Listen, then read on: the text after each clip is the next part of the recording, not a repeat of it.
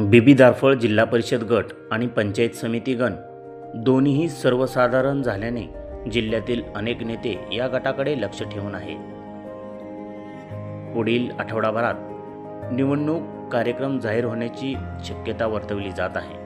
अशातच बीबी दारफळ गणातून पंचायत समितीसाठी अनेक इच्छुक नावे पुढे येत आहेत. यातीलच एक नाव म्हणजे बीबी दारफळचे ग्रामपंचायत सदस्य स्वप्नील कदम.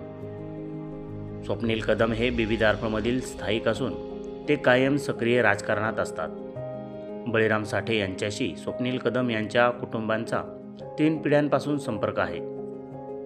बीबी दारफळ ग्रामपंचायत निवडणुकीमध्ये बीबी दारफळचे नेते, पॅनल प्रमुख व सरपंच पदाचे दावेदार असणारे शिवाजी ननवरे यांना पराभूत करून त्यांनी ग्रामपंचायतीच्या राजकारणात प्रवेश केला होता.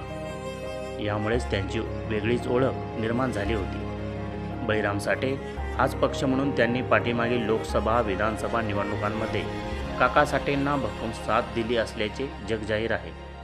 यामुळेच आगामी पंचायत समिती गणातून स्वप्नील कदम यांच्या घरातीलच चेहरा पाहायला मिळण्याची शक्यता वर्तवली जात आहे.